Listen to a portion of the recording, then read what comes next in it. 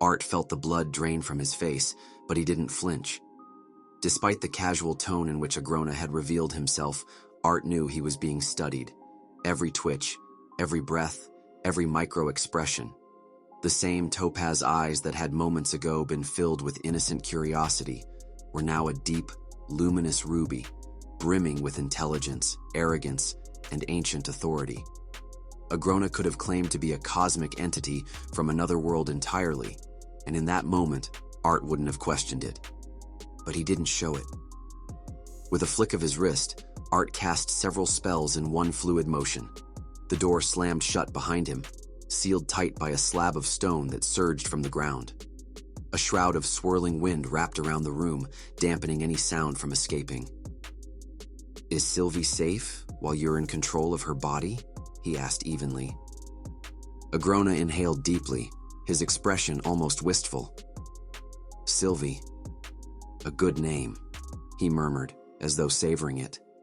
"Yes. What you're witnessing is a harmless spell I embedded into her before she even hatched. Sylvie is merely sleeping." Two stone chairs emerged from the ground with a low rumble, and Art lowered himself into one, motioning for Agrona to do the same. Agrona accepted the invitation with an easy smile, settling back into the seat as though he had all the time in the world. "Thanks for the hospitality, and for keeping your wits intact. Communication's much smoother when you're not actively trying to murder me." "You're possessing my bond," Art replied coolly. "Hurting you in this form wouldn't do much." Agrona gave a light shrug. "True enough. I couldn't put up a fight even if I wanted to. I don't have access to any mana arts like this, but I digress. Perhaps we can discuss something a little more important than the many limitations of this particular method of contact?" The seconds stretched, the only sound between them the faint whisper of the wind barrier enclosing the room. They sat there, silently staring across the stone table. Two enemies face to face, the war momentarily set aside. Art's mind spun in overdrive. He tried to process the surreal reality of this meeting, to assemble some plan, some clever line of questioning that could give him an edge. After all, how often did one get to sit down with the enemy's leader in the middle of a war? But even with all his experience, his thoughts were fragmented. Whether it was disbelief, the lingering anxiety over Sylvie's well-being, or the simple weight of the moment, his focus refused to settle. So, instead of strategy, he asked the one question that had been gnawing at him from the instant Agrona took control of Sylvie's body. "You said you were grateful that I happened to be in the same room when you made the connection," Art said, his voice measured. "Why did you only seek me out?" Agrona leaned back, looking unbothered. "Fair question. First reason, and probably the more obvious one, is that most of your esteemed leaders wouldn't take too kindly to me popping in for a chat, especially in the body of a little girl. Assuming they even believed I was who I claimed to be, it would scare the living daylights out of them to realize I could infiltrate the most secure place on the continent without lifting a finger." He paused, a faint smirk curling at the edge of his lips. "Although, I'll admit, their reactions would be entertaining." "And the second reason?" Agrona leaned forward, his grin widening. "Because," he said, voice dropping into something just shy of conspiratorial, "you're the only one on this continent I'm interested in." Art blinked. That wasn't the answer he'd been expecting. What could the leader of a rogue Asura clan, one that had likely existed for centuries, if not millennia, possibly want with him? Whatever the reason, it couldn't be good. His silence must have given something away, because Agrona chuckled, sharp and amused. "Don't worry, I'm not going to pin you to the ground and ravish you." He gestured vaguely at Sylvie's small body. "Even if my tastes were that way inclined, it'd be wildly inappropriate in this form. Wouldn't you agree?" Art rolled his eyes, fighting the instinct to scowl. For someone orchestrating a continental war, Agrona's attitude felt too casual, too unpredictable. He couldn't tell if it was part of some calculated facade, or if this truly was the mind behind the chaos. Either way, it only made him more wary. "You're a lot more eccentric than I imagined. Almost sociable," Art remarked, watching Agrona with wary curiosity. Agrona raised a brow, clearly entertained. Did you picture me as some stoic dictator in a flowing silk cape, hell-bent on global domination? Something like that, Art admitted. Agrona leaned forward, adopting a solemn expression. Well? A beat passed before his grave look broke into a mischievous grin. You're partly right. He reclined again, shifting in the stone chair as though no position suited him for long. Don't let the friendly demeanor fool you. I have my ambitions, my public mask, and the authority to match. But as for my personality, well, after spending generation after generation mingling with your kind, trying to keep up appearances is exhausting. You mortals rewrite your morality and social rules every few decades. He chuckled under his breath and gestured casually. Take my own continent, for example. Just a few centuries ago, public torture and executions were perfectly acceptable. They made a whole event out of it. Families brought snacks, vendors set up stalls, people laughed while someone screamed. He sighed, the gesture oddly theatrical. Now? It's a scandal. Apparently such things are barbaric and inhumane. He waved a hand, as if brushing aside the entire concept. Luckily, I have others to manage the lesser races.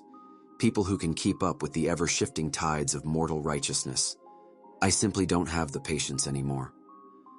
Wow, he talks a lot, Art thought, though he couldn't deny that Agrona's rambling held more than a few valuable insights. For all his flair and dramatics, the Vritra leader had peeled back a curtain Art hadn't even realized was there. Up until now, everything he'd witnessed, Alakrian soldiers on the battlefield, the deranged experiments of figures like Uto, and the fanatic cruelty of that witch, had painted a single, stark image. Alakria was a wasteland ruled by tyrants, where the lessers existed solely to serve the whims of the Vritra. But Agrona's words told a different story. If what he said was true, then Alakria wasn't a nightmare kingdom of shackled slaves and eternal suffering. It was a developing nation, flawed perhaps, but functioning. One with rulers who, at least outwardly, seemed to care about order and the well-being of their citizens.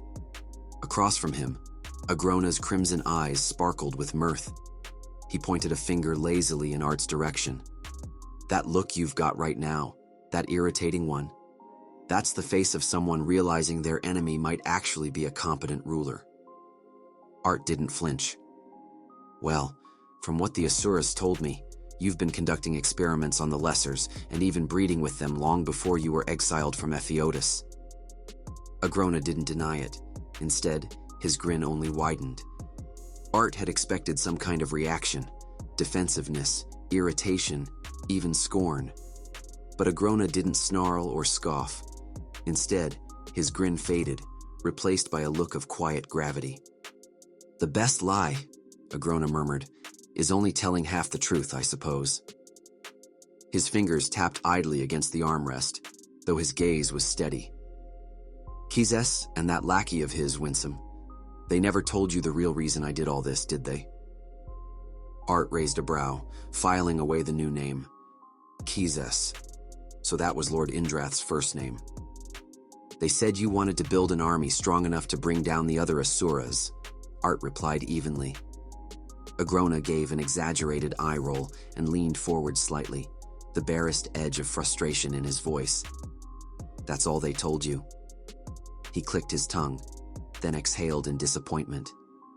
Arthur, do you think I one day just woke up wanting to commit genocide against my brethren?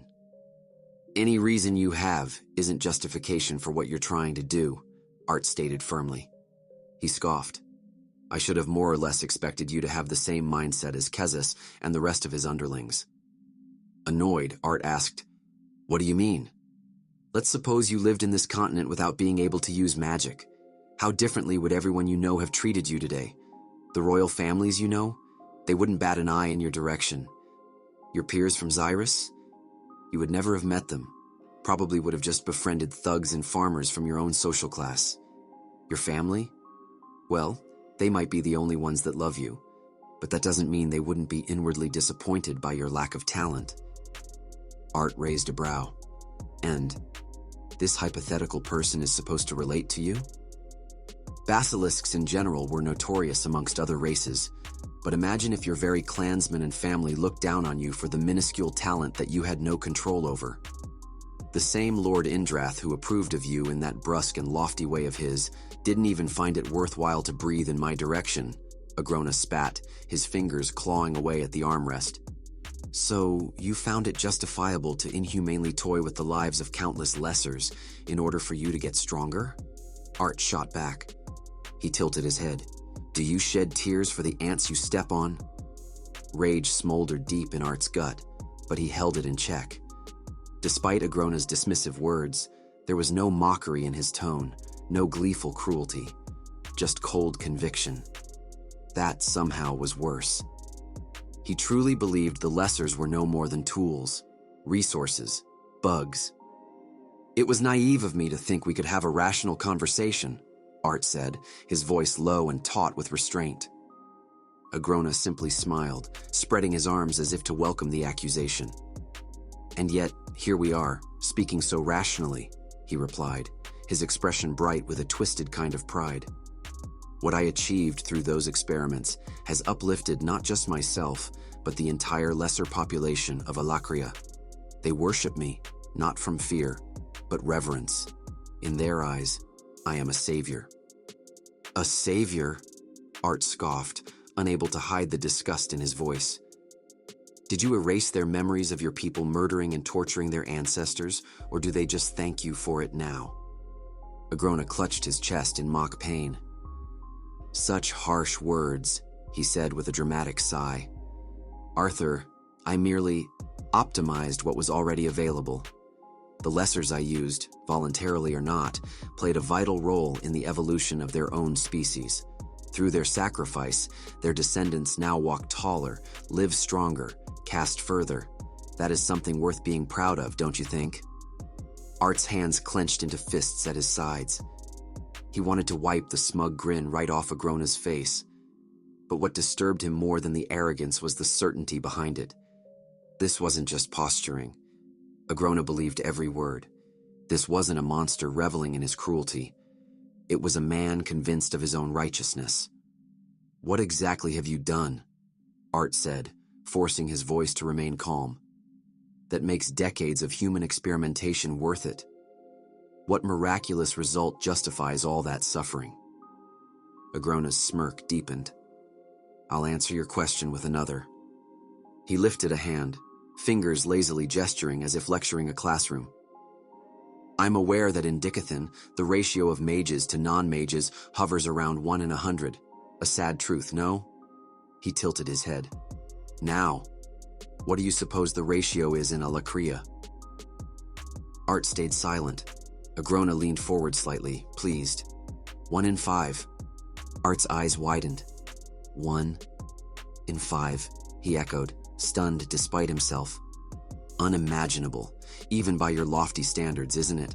Agrona said with a self-satisfied wink. You're welcome. I'll admit that what you managed to do is impressive, but aren't you afraid that with so many of the population being mages, those who still hold a grudge against you will band together and revolt? Agrona looked at Art for a second in silence before he burst out laughing. Oh, you weren't joking, he said in between laughs after seeing Art's expression. Like I said earlier, my people, whether they have some of my genes or they're still full-blooded lessers, revere me. Because of the structured process of awakening I have devised for them, many of them can utilize magic to improve their mundane lives. You're telling me that you spent all this time and effort, created this entire method, for what? The actual benefit of Alakrians?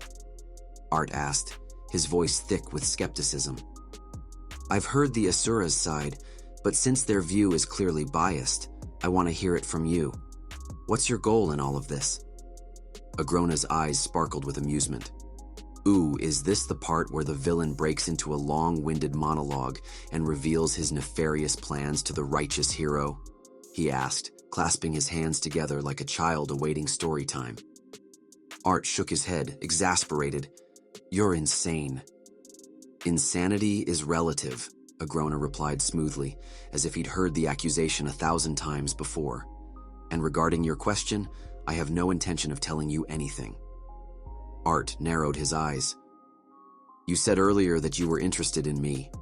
I assume that meant you wanted my help. But if you're keeping your goals secret, what exactly makes you think I'd even consider cooperating?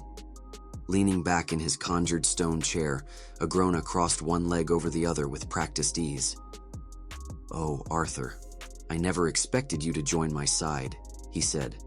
That's not what this is about. I told you all this because it's my hope that you'll remove yourself from the war.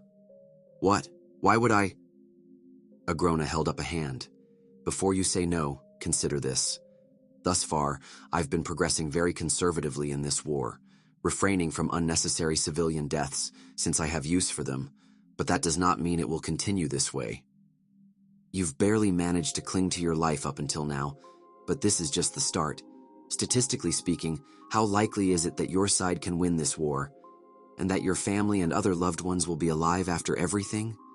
He paused before speaking again. You can hide, seek refuge in Alakria, anything really, just as long you don't become an opponent to my army. Guarantee that, and I will guarantee that you and your loved ones will be left untouched. It would have been a lie to say that no part of Art was tempted. What do you gain from me doing this? He asked slowly. Telling me to stay hidden, or even go to Alakria. Obviously, you want me alive. Why? If I'm not on your side, aren't I a threat? Agrona's expression didn't change. Despite how I may be perceived, and regardless of what I've done to reach my current station, I don't believe true allies are made through coercion. If I want you on my side, I won't try to force you. Not through fear, not through violence. Silence followed. Agrona waited patiently for an answer, while Art sat motionless, unable to offer one. He wanted to refuse, should refuse. But there was something about Agrona's words, or perhaps the unshakable calm behind them, that weighed heavier than expected. They didn't feel like empty rhetoric.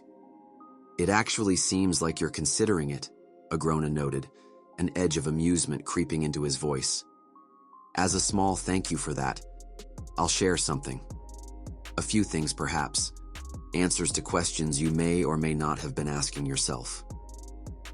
He reached down and smoothed the fabric of the black robe draped over Sylvie's small frame, as if grooming himself for a more serious tone. First, he began, eyes glinting, your parents. They were attacked not long ago while delivering supplies to your forces at the wall, weren't they? He shot up from his seat, mana swirling rapidly around his entire body, ready to strike. Agrona remained seated, raising his hands in a calming gesture, though his eyes burned with intensity. You may not believe me when I say this, but your parents were left unharmed because I willed it. He paused briefly before continuing. Lastly, the Asuras have lost contact with your leaders, haven't they? Without waiting for a response, the Asura possessing Art's bond stood gracefully, composed as ever. That's because a few Asuras, including Aldir and Winsome, attempted to infiltrate my castle in Alakria, hoping to kill me while my forces were spread thin. Attempted? Art's heart pounded harder. So they failed. Doesn't that mean the treaty's broken? Agrona shook his head firmly. No, neither side wishes to break the treaty, but those who violated it had to be punished. So we forged a new agreement. Fear prickled at Art's mind, but he forced the question out. What is this deal you made? It would have been tempting to say that he remained unfazed and took the news in stride, but that would have been a lie. Inside, his mind was a storm of frustration and panic, every curse he knew swirling silently in response to the revelations. After gathering enough composure to speak, he finally asked, Why are you telling me all this? To appeal to you, of course. I'm trying to ultimately get you on my side willingly, remember? Agrona winked. Frankly, I don't see where your loyalty to those Asuras comes from. Kizes and the other Asuras that helped train you did so only for their own gains. You simply went along with it because you needed to get stronger to keep your loved ones safe. Seems more like a business arrangement to me. Art shook his head. Even so, you've said that you've been conservative during this war, but while you come off as well-mannered so far, your retainers have massacred soldiers with glee. Exactly as you said. Soldiers, Agrona pointed out, snapping his fingers. And really, I think it's hardly fair to bring that up when your side has treated my men with just about the same amount of hospitality. I'd say freezing my poor Jagret and displaying her corpse like some sort of trophy in front of your nobles is hardly any better than what she or any of my other soldiers have done. Art was at a loss for words. He shouldn't have been surprised that Agrona possessed such detailed information, but hearing him speak of events that had unfolded in the castle, as if he had been there to witness them firsthand, was difficult to digest. Clearly, Agrona was far better informed about their actions than they were about his. Silence enveloped the room, drawing Art's attention to the faint whistle of the wind swirling around them. What we've discussed today isn't something you can organize in a span of a few minutes. I'll give you some time to think about everything, Agrona finally said, breaking the quiet. Besides, Sylvie seems to be stirring from her sleep. After you've thought it over, recite this spell to Sylvie so you can give me your answer. He transmitted a string of foreign words mentally, allowing time for Art to commit them to memory. Then he continued, I advise you to make your choice soon, though. As I said earlier, we're progressing to the next stage of this war, and I assure you it won't be to your side's benefit. Offering you this deal does not grant you immunity from harm should you refuse or withhold your answer. Wait, Art called out. What you told me earlier, that I was the only one on this continent you're interested in. You never explained why. Agrona tapped his chin thoughtfully. I suppose it does no harm to tell you. Let's say I've enjoyed talking with an old friend of yours, King Gray. If you're enjoying this series, please give the video a like. It really helps others discover it. And if you'd like to see more, consider subscribing to the channel. Want the next chapter? Comment next chapter below.